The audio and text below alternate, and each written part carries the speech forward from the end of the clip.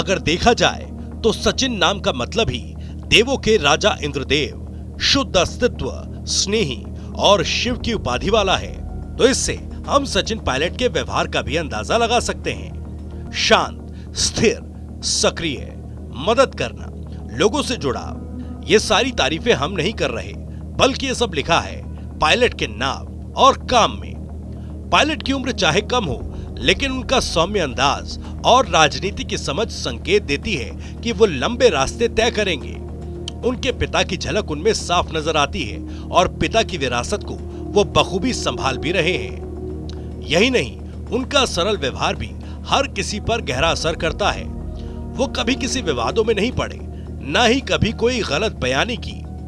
कांग्रेस की युवा ब्रिगेड में उनका नाम सबसे पहले आता है और वो राहुल गांधी के करीबी भी हैं। राहुल गांधी ने उन्हें पिछली बार राजस्थान चुनाव की बड़ी जिम्मेदारी सौंपी थी और वो विजेता बनकर उभरे। जी हां, हम बात कर रहे हैं कांग्रेस के युवा नेता सचिन पायलट की, जिन्हें कांग्रेस का भविष्य भी बताया जाता है। राजस्थान में 2023 में विधानसभा चुनाव होने हैं, जिससे राजनीतिक गलियारों में हलचल तेज हो गई है। वहीं कांग्रेस नेता सचिन पायलट शुक्रवार को दिल्ली से लौटते ही सीधे विधानसभा स्पीकर डॉक्टर सीपी जोशी से मुलाकात करने पहुंचे। दोनों के बीच करीब 1.5 घंटे तक बातचीत हुई। जानकार सूत्रों के मुताबिक इस मुलाकात के कई मायने हो सकते हैं। खास बात यह है कि विधानसभा स्पीकर डॉक्टर सीपी का नाम सीएम की रेस में भी सबसे आगे चल रहा है। सवाल अब ये है, ऐसे में क्या पायलट को कांग्रेस का प्रदेश अध्यक्ष और सीपी जोशी को सीएम की कुर्सी मिल सकती है? एक तरफ गहलोत के मंत्री का कहना है जो भी आलाकमान का फैसला होगा हमें मंजूर है, तो दूसरी तरफ राज्य में सीएम पद को लेकर खींचतान भी जारी है। बता दें कि कांग्रेस में भी अध्यक्ष पद को लेकर जल्द ही चुनाव होने जा रहे हैं। इस बीच राजस्थान के सीएम अशोक गहलोत ने स्वीकारा है कि उनका चुनाव लड़ना लगभग तय है। ऐसे में राज्य का सियासी पारा चढ़ा हुआ है। कमाल की बात यह है कि दिल्ली से लौटते ही विधानसभा स्पीकर से मिलने पहुंचे सचिन पायलट एकदम अलग अंदाज में नजर आए। सियासी गलियारों में चर्चा है कि पायलट के तेवर देखकर लगता है कि आलाकमान की ओर से पॉजिटिव रिस्पांस मिला है, तभी पायलट के तेवर तल्ख नजर आ रहे हैं। पायलट विरोधी विधायकों को भी साधने में लगे हैं। हालांकि विधानसभा स्पीकर डॉक्टर सीपी जोशी से मुलाकात के बाद पायलट मीडिया से बचने के लिए दूसरे दरवाजे से निकल गए थे। पायलट का राज्याभिषेक सिर्फ जनता ही नहीं बल्कि विपक्ष की भी मांग है। यह हमने तब देखा जब मुख्यमंत्री अशोक गहलोत की ओर से सचिन पायलट पर सरकार गिराने की साजिश रचने के आरोप लगाए गए।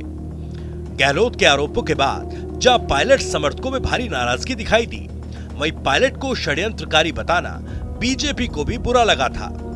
पायलट पर लगे आरोप बीजेपी के कई वरिष्ठ नेताओं को रास नहीं आए, जिसके बाद उन्होंने पायलट की तारीफ करते हुए सीएम गहलोत पर जमकर हमला बोला था। राजस्थान विधानसभा के नेता प्रतिपक्ष बीजेपी नेता गुलाबचंद कटारिया ने कहा था कि सचिन पायलट में आज भी दम है।